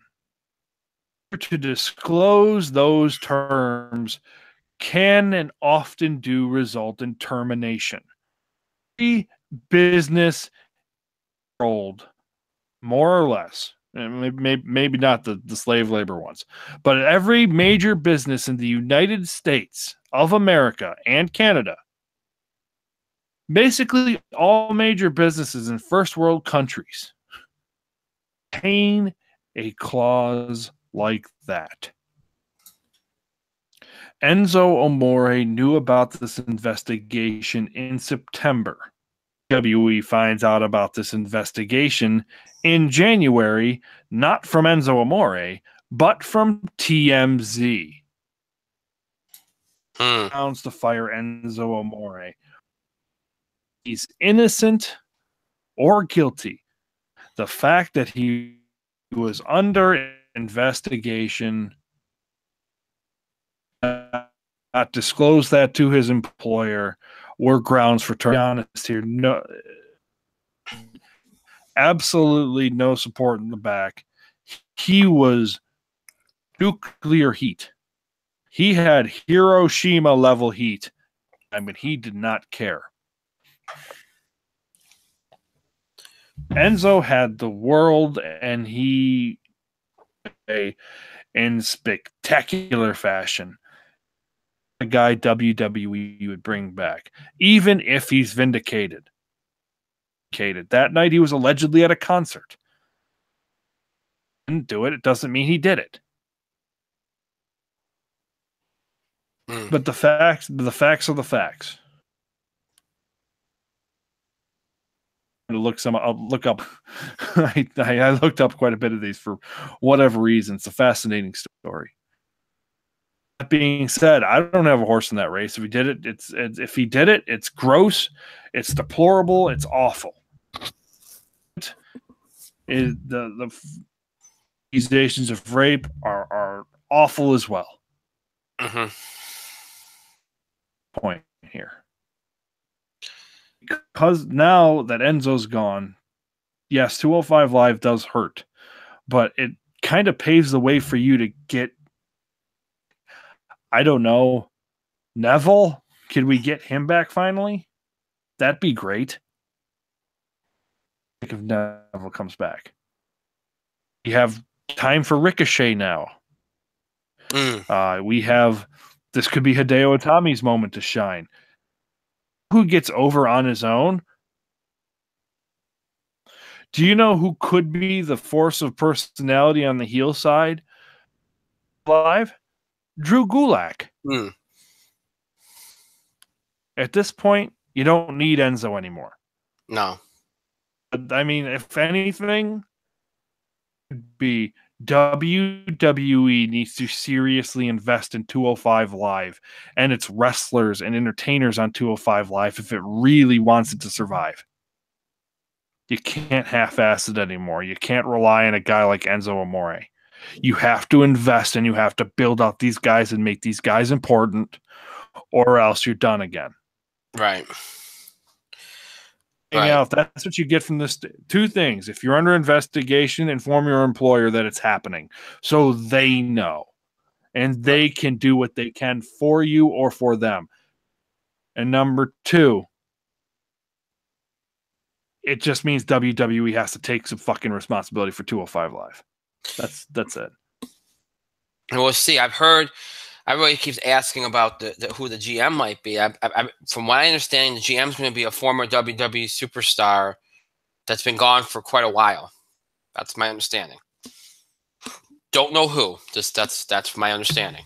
From what I've read and heard, all the rumblings. That's what I've heard. Because they could go with the biggest advocates of 205 Live to be the GM, and of course I mean Braun Strowman. That'd be a great choice. And would be the best advocate for 205 Live. Yeah. You could go with somebody like Goldust. Goldust could do it. Yeah. That being said, he's busy. Go ahead. He's busy getting Cedric over. It's good work by Goldie. He's doing a decent job. Anyway, all right. So we also go ahead. Well, final thought. The only thing I regret about the Enzo Amore thing, the one regret is that we didn't get a final moment. Roman just absolutely destroying Enzo Amore before the end. I feel like that would have been a good Raw 25 moment. All right, go ahead. And I'll just address this question too while we're talking about Enzo, because somebody did ask, what do you think happens to Big Cass now when he comes back? And let me just say this. There's no fallback option now, because what did we say when they broke them up? Well, Enzo will be on his own while Cass is hurt, and we'll see what happens when Cass comes back, in May or June, whatever time he's supposed to come back. And if Cass, they'll probably push him as a singles. They were doing that before he got hurt. He was a heel at that point. My feeling was with Enzo turning heel while he was injured, that they'd bring him back as a face and see what happens. And then see what he did as a singles competitor. If it didn't work, they could put them back together, and then obviously together they work, and they could, sell merch, and that'll be that. There's no fallback now for Cass. If it doesn't work, unless you can find another tag team partner for him or some other way for him to get over, that's it. It won't work out. He'll just, be another guy. Which they already noticed it wasn't working before he got hurt anyway. They already noticed it. So I don't know. His career, look, the injury hurts big time as well. But his career was already in kind of like, we were starting to have some doubts about his stature in the WWE before he got hurt. And now I don't know. There's no fallback for him. So we'll see. It's he's got to be thinking too. Like, even though him and Enzo had a falling out and everything, he's got to be thinking too. There was always a chance they could, smooth things over at some point. Maybe Enzo comes to his senses, and then someday they get back together as a tag team, and at least then they know things will work. That option's not there anymore. But it's hard to believe how, with how they were at NXT, they never won the tag team championship. They never did. We said that when they broke up, though. So, all right. Obviously, there was a lot of discussion this past week about Raw 25. A lot of you asked questions about that, and again, we're kind of wrap these things all into one here. People ask what I'm going to read. Mike, you'll get a kick out of this. I'm going to read you some of the questions we got about Raw 25. Okay, lay it on me. So this is what we got about Raw 25. What the hell was that? Why is Undertaker speaking in riddles? What the hell was that last segment? Either build to the Rumble and the title matches or don't even bother. The Manhattan Center people should just riot. This is a colossal waste of everybody's time. Even though I didn't pay $400, still seems like a waste. Good to see that they put over the Balor Club, DX, but at the same time they buried the hell out of the Revival. How could Triple H do that? Couldn't Heath Slater be in two places at once to be buried at the Manhattan Center too? That poker game screamed rewrite. Really, there's nothing else these legends could have done but sit around for 2 hours and play a poker game. What was the point of all those legends in the last segment? None of them could really defend themselves against any of those three guys in the ring. It was an embarrassment to have all these legends, the women and the GMs, on stage just simply waving at the crowd. The way this show was booked screamed rewrites. Possible, right? This show went downhill after the first segment. Why do you think that was? I could go on and on. I'm just going to be quick about this because I think it can sum up in this. I heard one of the things, I don't know if you heard this, Mike, but this got out to some of the wrestling news sources yesterday. You know the Jimmy Fallon thing, right? Yeah. Jimmy Fallon was a late ad. The Triple H and Stephanie knew they were on his show last Friday, and they did the whole lip sync thing. And the whole idea was that Jimmy Fallon's team lost, that he would be on Raw, and he did. From my understanding, Jimmy Fallon was supposed to be there earlier and was supposed to do a segment with the GMs, the general managers, and he ended up running late, and they had to rewrite the show. So apparently that was an issue. And then, of course, the stuff with the cruiserweights, Enzo, they had to rewrite that, take that out of the show because obviously that was a late thing. That was an issue. So there was two things right there that caused some issues as far as how they prepared the show and how they rewrote the show. Now you can't help those things, right? You can't help those things. So you give them a little bit of a pass on those particular things. But what about the rest of the show? I don't know what the Undertaker is doing. I'm not going to blame WWE for that because that's all him. What he chose to say and what he chose to do is all him. So I'm not going to go crazy about that. I know from what I read that a lot of people felt like they put Elias over big time with Cena, and they liked that segment, and they were hoping for more of those kind of segments throughout the show to put over other guys. I would agree with that. I thought Cena and Jericho both put Elias over pretty good on Monday, so that was helpful. And look, the Jericho stuff backstage was pretty cool. I like that too. And the opening segment was pretty good. And I think that was, all planned. Maybe there's a chance that some things were rewritten on the fly due to some people, I don't know. But I think I said this when we were watching it. I was hoping for more segments like Cena and Elias or like DX and the Balor Club where, you put other guys over. I feel bad for the Revival, but at the same time, I'm not surprised because they've been injured twice. I don't feel like they're anything of, I think they're in the spot that Ascension is on SmackDown right now where, they've lost faith and trust in them and they're just there. And they were more interested in putting over the Balor Club there. I thought the DX Balor Club segment was fine. For the most part, I just didn't like the fact that Revival got destroyed like that. But I do agree, though, the poker thing was cool and funny and all, but it was such a waste of all those guys. And to have it end in a match that was just a waste of everybody's time when they could that didn't have to happen on the 25th anniversary of Raw. So yeah, there were some things they could have done that just wasted time. There was other things they could have done to use these legends and use them in segments with current stars. And some of the stuff came off Russ, especially the Rollins, Jordan, Christian segment. Christian barely got to say anything.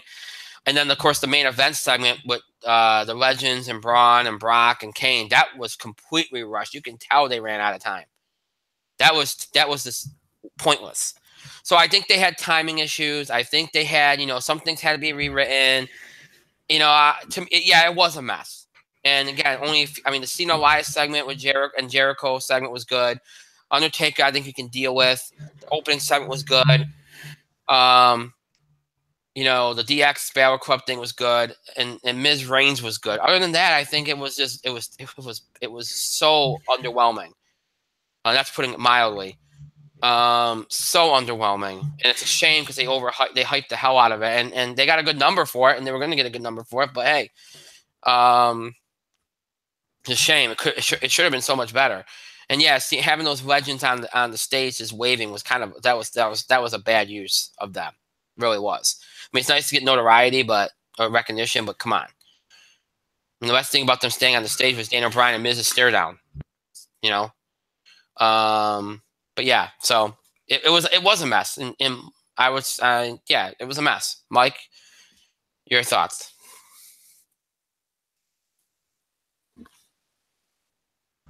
I remember the other thoughts you had, and you're like, "This show fucking sucks. Yeah, this is the worst thing they could have done." That's what a lot of what you said on Monday.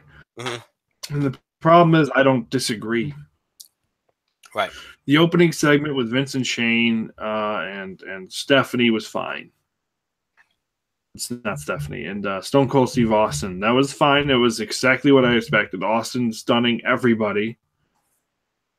The best outcome you could have hoped for. All right, we're off to the races. I kind of noticed something was going on when he just announced, "Oh, here are some of the best female in Raw's history," and they just had him come out. "Oh, these are some of the best Raw history." And yeah, the only notable thing that was Brian and the Miz stare down. You couldn't have done more with Daniel Bryan, please. Okay. Then you had the backstage segments, and the poker stuff was fine. Could some of those legends have defended themselves? Absolutely. I think MVP probably could have. That guy's got a belt in Brazilian Jiu-Jitsu. He's been training in that for a very long time, but that's MVP. Cool to see, by the way. I really wish they'd bring him back into the fold, but that might not be their choice.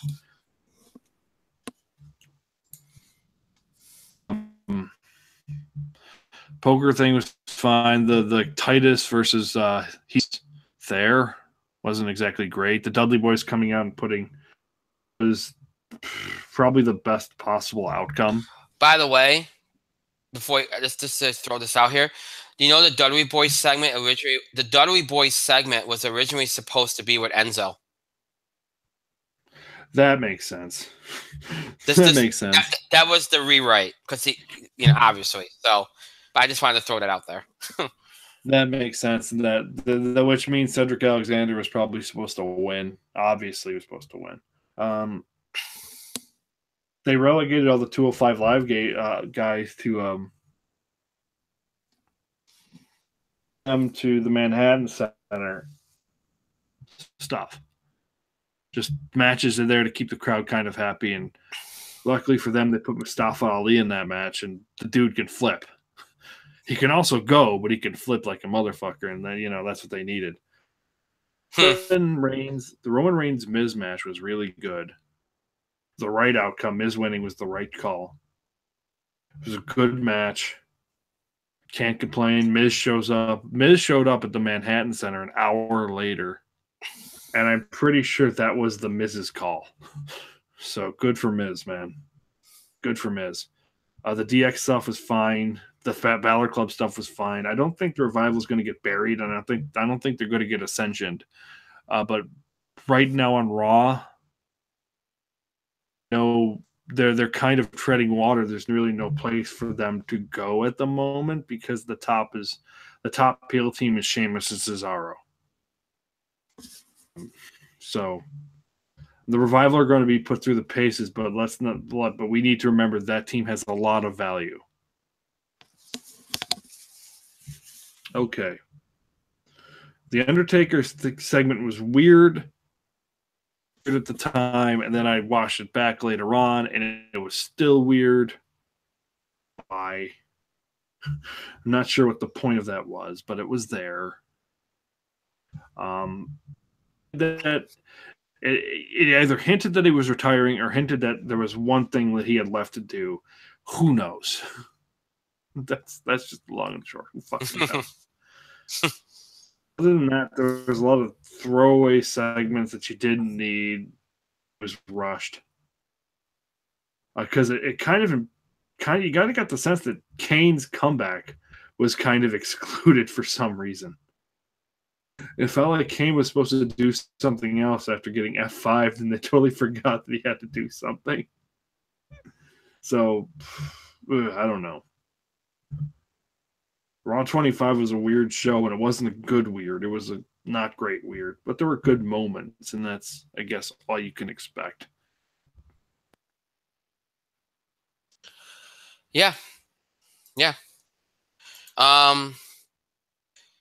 Okay, so again, I'm trying to lump because again, most of these questions can be covered all together, and that's why I'm kind of doing it the way I'm doing it. So we talked about some of the kind of main topics that you all were asking about. There are a few little questions. We're going to kind of do rapid fire here and answer some quick questions outside of these ones. You know, because and let me just say this: what they did, for all those poor people that spent like $400 to go to the Manhattan Center, I am so sorry. I am so sorry. Because because they did not give you, they did not think the whole 2-show thing through, but whatever. That's been well documented. So, all right, so let's kind of do what we normally do. A couple of quick questions. Obviously we had so many questions this week, and so many of them pertain to these topics that we just discussed. So it made it easy just to go from topic to topic and try to address certain things within that. So, first question addresses one of the big news pieces of the day, the XFL. What are your guys' thoughts on the return of the XFL, and what do you think this will mean for WWE?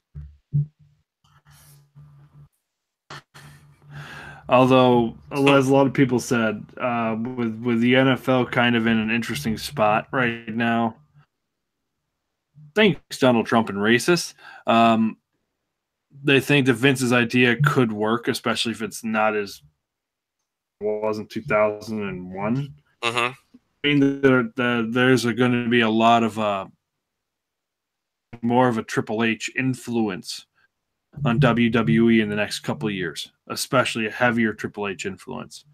And only a good thing. That's only a good thing. That being said, Vince's attention is going to be split. So that is what it is. I disagree. Only because from watching because I saw the coverage, and Vince made it abundantly clear that he has no interest. He said that this might even be the last time he talks publicly about the XFL. He has no interest in running the league. He's going to hire executives and bring people on to run it for him. He's just financially backing it. Now, does that mean he's not going to be involved at all? No. But he said that his role in WWE is not going to change. What I think is interesting about this, okay, now he sold stock. He had Alpha Entertainment, which is using to fund this whole thing. He has, other than the fact he's like, oh, it's going to be over all these other platforms, and we might not have a halftime. It's going to be less than 3 hours, and blah, blah, blah, blah. He has all these like general ideas, but he doesn't have any specific ideas on how to do it. Which means that, and he claims that he did not come up with this idea because of what happened the fall with all the politics and all the controversy in the NFL. He claims that that's not the reason, but ironically, 2 months after all that stuff hit its boiling point is when you heard that he was going after a resurrection of the XFL. So I think it is because that. Now, Mike, you noted that there is problems with the NFL that have been coming out for the last couple of years, from concussions to the national anthem stuff to all the politics involved in the league to too many infractions. The games are becoming longer. All these things that Vince mentioned today as reasons why the XFL is going to be better. Could this work out? The one thing he has that he didn't have in the early 2000s is the fact that Vince has proven that he can use multiple platforms to get things over. Social media and streaming and all these things. There is more platforms for this kind of thing to reach out and be accessible to people. I can actually see this working on some of. Can it be as big as the NFL? Can it be this big deal that he thinks it can maybe could be? I don't think so, but I could see it finding a niche and being something that an alternate form of entertainment that people will watch. I can see that because he's appealing directly to the people that are pissed off at the NFL and claim to never want to watch it again. So maybe he gets them. I don't know. But I don't think it's going to change anything in regards to WWE, at least for the time being, because I don't think he has enough. I don't know if he's going to be able to really be as invested as, even if he wanted to, as he would like to be, because of the fact that he's older now and he's got enough on his plate as it is. Speaking of WWE, one of the big things of late has been the rumors that WWE might be sold or potentially, might be moving to different networks on USA right now. Obviously, there's been rumors for the last couple of years about, maybe it going, Raw, SmackDown going to the network and everything just being exclusively on the network. But now, recently, there's been rumors that with the TV rights deal up in 2019, that WWE might move their TV shows from Universal to maybe a network like Fox or maybe even the streaming network like Netflix or something along those lines. But among those rumors is also the potential that WWE could be sold to one of these, whatever network it goes to, including Fox, exclusively. So we've been asked numerous times over the last couple of weeks, do you guys think there's a potential for WWE to be sold to somebody? And if it does get sold to somebody, who do you think are the potential buyers? And what network do you think best suits WWE? So there's 3 questions in there. All right. Okay, go ahead. First question: will WWE be sold? Not in Vince McMahon's lifetime. I think it'll be likely to be sold under Stephanie McMahon, Shane McMahon, and Triple H. So you'd be thinking about 2 generations down the road. So not anytime soon, I think, is the correct answer. They did try to do a different network. Then they kind of they came back to NBC Universal. So if anybody's going to buy WWE, chances are it'll fall under the likely scenario. It's NBC Universal. WWE has always had a brilliant relationship with them. I think that would be their top choice. Somebody else who probably is Fox. Fox would be another option because lifetime Republican. He doesn't speak on his politics all that much. Does have some heavy friends in the Republican Party. Fox. He would, if that's important to him and Fox gives him a good deal, an option. Now, he tried going to like UPN and Spike TV and TNN in the mid-2000s, and it just didn't work out for him. NBC is stable, so I think if anybody's going to get the exclusive rights, it's probably going to be them. Question.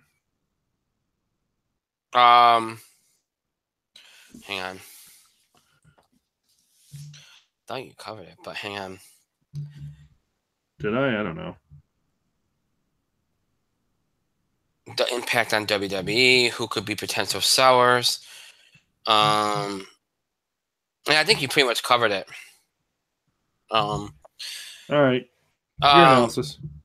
I'll be pretty. I could see them. I could see a scenario where they don't give up complete ownership, but they do, like, maybe, if they, because the one network you keep seeing them push with is Fox recently, right? That's the big one that you keep hearing. And I could see where maybe they do like a joint ownership type thing, 50%, 50. See, I could see Vince being like, you know what, I want Fox is they're oozing UFC right now. So I think because of that, they might be in the market, or at least they're having trouble keeping UFC. So I think that might be the reason why they're like, oh, well, let's go get WWE. I could see a situation where Vince is like, you know what, this might be a good business thing. Let's sell, or maybe do like, give up some of our shares, whatever. Here, I don't think Triple H, Stephanie, and company will not. I don't think they'll want to be like, because remember, if Vince sells the company completely, that pushes them out too. Or they end up maybe being just the people that are in charge of what happens, but they have people over them. Like they're in charge of like putting on the shows, but there's somebody over them to tell them what to do. I don't think they're going to want to do that. I mean, they have investor stuff, and that stuff still happens, but it's still ultimately their company, still the McMahons. So I don't think they're going to want to do that. So even if Vince wants to, I don't think that, his family's going to be like, is going to let him. Because they got kids, his grandkids, everything. I don't think they want to give up this essentially it's a family business. If anybody, kind of buys a good portion of the company, I think it will be Fox, because I think Fox is the one that they keep kind of going back to. Ultimately, I don't think they'll change network, because it seems like they have a great relationship with Universal, and I think Universal realizes that there's people out there that are interested. A couple years ago, when they negotiated their last TV deal, it didn't seem like too many people were interested. There wasn't a whole lot of competition, so I think WWE got kind of zonked there a little bit. This time around, I think there's more competition because of how well they've done on other platforms, and I think that Universal knows that they're going to have to put up a good deal here. So I think it'll work out. So I do agree. I don't think anything is imminent in terms of a sale, but I think if there was a sale, it wouldn't be a total sale. I think there'd be like a partial sale. So, I mean, obviously, if they did sell, it would impact WWE a lot, because the people that were in charge wouldn't be really in charge anymore. And even if they're still running day to day, they'd still have people overseeing them. So, WWE seems to be inundated with injuries every year around WrestleMania time now. Last year, we had a rash of injuries, and Seth Rollins almost missing WrestleMania, and this year we're having it again. And the year before, before WrestleMania 32, there was a rash that led to a makeshift WrestleMania card. What is it about WrestleMania season that seems to lead to so many injuries, and what can WWE do to prevent this? It doesn't really have anything to do with WrestleMania season. It's the season prior to that. Mm-hmm. There's not a whole lot of interest. There's responsibility on the guys to go hard between Survivor Series and Rumble to kind of not lose any, because it's the dead zone. And look, these guys work 4 days a week times. There's a lot of wear and tear, and they don't get all of the rest they need. I mean, the schedule is way easier than what it used to be, but a lot of issues with the schedule as is. So happens, accidents in the ring happens. And especially since you're going hard every week and you're doing all these shows, and there's not really an option to go easy. I mean, there are. Mm-hmm. Still in the ring, you're still performing at a high level. Right. You're wrestling every week, like you're Samoa Joe. You're wrestling every week. Kevin Owens, you're wrestling every week. You're not just in interview segments. Right. Which is how they protect some of the guys, like Braun Strowman. He doesn't wrestle every week. Maybe he'll do a backstage segment, or maybe he'll just talk, or maybe, I don't know, bring a set down, or maybe he'll wreck everybody backstage. But Braun Strowman is protected sometimes. Samoa Joe's out there wrestling a match. Even Kevin Owens, after being among the walking wounded, he had to work a match against AJ Styles on Mm-hmm. So it's how they protect the guys. So if they know some of these guys are kind of up, they might want to kind of pull them back, maybe keep them off the shows, or might want to put them in interview segments. But that does hurt you otherwise. Right. Between a rock and a hard place. So you just got to do your best. Right.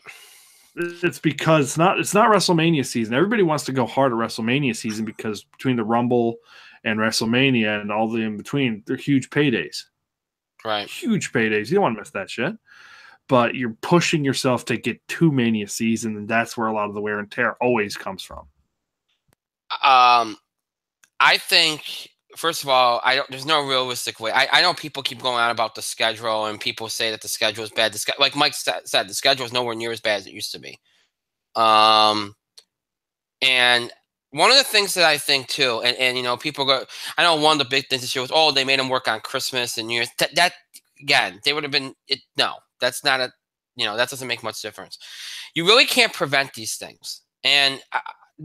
Although the only way I would say is, and I talk about this a lot when we talk about sports like baseball and that, athletes nowadays, all right, are so consumed with being in the best shape possible. And that's not a bad thing, but the bigger and the more the more you train. To me, the more you train, the more likely it is that you end up with an injury. Because you go hard, you train these people that are chronic, these people are so obsessed with training and, having like 2% body fat, whatever the hell they're trying to do. You see this in sports all the time. The bigger and more muscular they get and everything, what happens? The more susceptible they seem to be to injury, at least the majority of them. Whereas before, when you were just worried about being in good enough shape, like, decent shape, you didn't see that too often. So I do think that maybe like you see a lot of these guys like, you do CrossFit or something like that. I'm not saying that everybody gets this problem, but the guys that really, really overtrain, train super hard. You see these guys end up being injured more, at least to me. Now, and I'll say this too. The injuries that you're seeing this year seem to be much different than the ones we've seen the last couple of years. Samoa Joe just felt a pop in his foot in the ring. That could have happened anywhere. He could have just been walking, and I have plantar fasciitis. It could have happened to me just walking. You know what I mean? I mean, stuff like that is a freak thing. Kevin Owens is dealing with a nagging injury. That's a nagging injury that's chronic. He has that all. It's not like a couple years ago when Seth Rollins tore his ACL in a match, or John Cena got injured a couple months before that. Or last year Seth Rollins got injured in a freak injury. We aggravated his leg when he was in Samoa Joe. These are different. This year they're kind of just some of our nagging injuries, and some of them just kind of popped up randomly out of nowhere. So there's nothing you can do to prevent those kind of things. They're just not. All right, really quick, 2 more and we're done. This one, WWE recently signed a bunch of new talents, some of which might debut in the Royal Rumble on Sunday. Of the new talents that have recently been hired, who do you expect to see in the Royal Rumble on Sunday, and who do you think will make the biggest impact in WWE? Who I think will make the biggest impact in WWE? That's a good question. I think War Machine will do wonders for that tag division, especially on Raw. They're a big tag team, big dudes. Although Bludgeon Brothers, and you got the Authors of Pain. So what do you do? Mm-hmm. So there's a lot of question marks there. Number 2, I think Ricochet is going to be big for 205. I think Candice LeRae is going to be huge for the women's division, whatever division she's on. There's going to be a lot of money in Candice LeRae. Okay, who's going to be in the Rumble? I feel like it's going to be EC3, Ethan Carter III. Mm-hmm. I don't know if he's going to be Derek Bateman. I don't know if he owns the name EC3, but whatever brand you put him on, he is automatic charisma. He's a guy who can work, he can talk, his charisma. Mm-hmm. Nice foil to Bobby Roode. He could be a great foil on to The Miz. You can do a lot with him. It depends on where you put him, but I think he'd probably make the biggest impact in the Rumble. Right. Obviously, there's been rumors about Bobby Lashley too. I do not expect him in the Rumble. I do expect him to be here within the next couple months, but he won't be in the Rumble. And I don't think he'll make the biggest impact either. because he doesn't have the most charisma, and I mean he might be the one that gets pushed the most, but I don't think he'll make the biggest impact. I think EC3 will make the biggest impact, and I do think he'll, like Mike said, I think he'll be in the Rumble. I also think Ricochet will be in the Rumble. But I think EC3 will be the one that gets the most attention. I think he has a chance to make the biggest impact and do the most things, but at least with the crowd anyway. I agree with you. I think Candice LeRae will probably be the. I think Candice LeRae has the most potential and the biggest business potential. EC3 might be the other person, but I can see him getting lost a little bit too. I think Candice LeRae will be a big name and somebody that will bring a lot for them. Especially in the obviously in the women's division. But I mean, on Raw, if they put her there, which I think they will, I think she'll be a big draw there. So, Candice LeRae and EC3 will probably make the biggest impacts, I think, and be the big business draws. But we'll see. Last question. This is a very simple one. Very, very simple. It looks like he's coming back. It looks like he's working WrestleMania. When will The Undertaker finally retire? When The Undertaker wants to retire. Honestly, if we're all trying to decipher that promo on Monday, it kind of sounded like retirement, but it also sounded like Mike, you said it earlier, like maybe he has one more thing left to do. I kind of think if he's facing Cena this year, then that probably should be it. Because realistically, what other matches do you have potentially for him? I mean, Sting's not going to come out of retirement. The idea is you used to want him to put over a young superstar, but realistically, what can he give a young superstar? He's already lost twice at Mania, and you don't feel comfortable putting him in a match with a young superstar at this point because you don't know what he's going to give you. So I think if it's Cena this year, which it looks like it is, I think this should be probably it. Hopefully, probably it. Am I right? I don't disagree. At least it's up to The Undertaker. Yeah, it is, no doubt. I mean, you can't get. I mean, Cena, at least it's a big name, and it feels like, and Cena can probably help carry him through the match. So I don't know. I hopefully this is it, and I kind of would think it is based on that promo, assuming I can get anything out of that. But whatever, we'll see. Like you said, it's up to him. All right, we did a lot. We got through a lot more questions than I thought. We covered everything we needed to cover, so that's it. We are done for the night. As always, the show might be over. It does not mean you have to stop interacting, contributing to the show. Continue to have your voice heard. Send us your feedback, questions about the show, scheduling the show, topic ideas, breaking news items, related to sports, entertainment, wrestling you want us to cover. Questions about the film awards. We're not accepting any more submissions, so you don't have to worry about that anymore. Reactions, comments, or opinions, and if we talked about in the show, any of these things you can do by email, Facebook, and Twitter. You can email us at itspotlight411@gmail.com. You can follow us and tweet us at itspotlight411. Remember to use the hashtag itspotlight411 for anything you tweet regarding our show. And if you're responding to our wrestling show or not, you can also use hashtag ITSWrestling too if you want to. Or just create hashtags with hashtag ITS in it, like maybe hashtag ITS football, baseball, whatever, depending on maybe referring to opinion on any of those things that we talked about and you want to, talk to us about, whatever. You can also find us on Facebook. Just search for In the Spotlight 411 on Facebook, and then make sure that you like our fan page so you can follow us, interact with us anytime you want. Again, follow us on social media, Facebook and Twitter, to get the latest information about the show, pertaining to scheduling, any big announcements. We also post random things on both Twitter and Facebook as well. So to have access to all that and more, make sure you follow us on Facebook and Twitter. Search for us on Twitter at ITSpotlight411. Remember, use hashtag ITSpotlight411 for anything you tweet regarding the show. And, of course, find us on Facebook. Just search for In the Spotlight 411 on Facebook and then like our fan page. 2 ways in which to keep up with the show. Look back at classic episodes. You can either stream us anytime on Google Plus and YouTube. Just search for In the Spotlight 411. When you do, you'll be taken to our show pages on both sites, where you'll be able to find every episode we ever produced for Google Plus and YouTube. That's every episode from mid-October 2015 all the way up to tonight's current episode. Those episodes are available for you to stream anytime you want. So if you're interested, check us out on Google Plus and YouTube and just search for In the Spotlight 411. If streaming is not your thing, maybe you prefer to listen to us on the go, just listen to us in general. Maybe you're interested in older episodes of the show.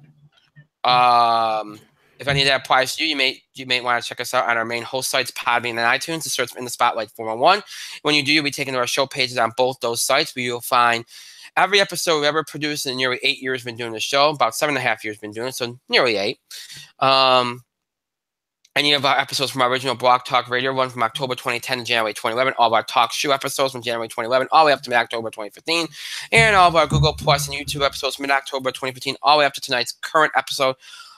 All those episodes in audio format for your convenience. Even in our Google Plus YouTube episodes, they're transferred into audio format for your convenience. All episodes listed in order from the most recent date. That's tonight's episode, all the way to the oldest, way back in October 2010. Those episodes are available for you to listen to anytime you want. Maybe you missed a recent episode and you want to catch up, missed a part of an episode, check out an episode from 4 or 5 years ago for the first time, or check it out again. Whatever the case may be, you can do all that and more on our main host sites, Podbean and iTunes. Just search for In Spotlight 411. Google Plus, YouTube, Podbean, iTunes are your ways to keep up with the show and look back at classic episodes. Again, Google Plus, YouTube, Podbean, iTunes, your ways to keep up with the show and look back at classic episodes. Just search for In the Spotlight 411. Again, just search for In the Spotlight 411 on all of those sites. I want to thank Mike for being here tonight. Thank you, Mike. It is. Undisputably. Time for bed. I want to thank myself for another great show. Pat myself on the back. And thank all of you for continued support and contributions to the show. Thank you so much for watching. To those that will be watching and listening to this later in archive, thank you to you as well. That is it for tonight. Again, next week, a big week for the show. This time, we're going to have the award show on Tuesday instead of Thursday because, like I said, we have timing reasons and it seems like the better thing. And don't worry, folks. I've been assured that we have enough time to have all the votes and stuff counted, so everything should be okay. Famous last word that usually means we'll be late, but whatever. But anyway, yes, that's so. I'm referring to the Film Awards to be on Tuesday. So the In the Spotlight Film Awards, the 8th annual In the Spotlight Film Awards, will be taking place this coming Tuesday, January the 30th at 9 o'clock from Eastern Time here on YouTube Live. So make sure you tune in for that. Obviously, we'll start off as we always do with the live vote of the awards. We'll give you the nominees. You have about an hour to vote, and then we'll announce the winners of those awards right before the biggest award of the night, Best Picture. So we'll have our film awards on Tuesday. So earlier than usual. We haven't done it this early since the first time we did it. But again, that's the best thing to do for the show. So that's why we're doing it this year like that.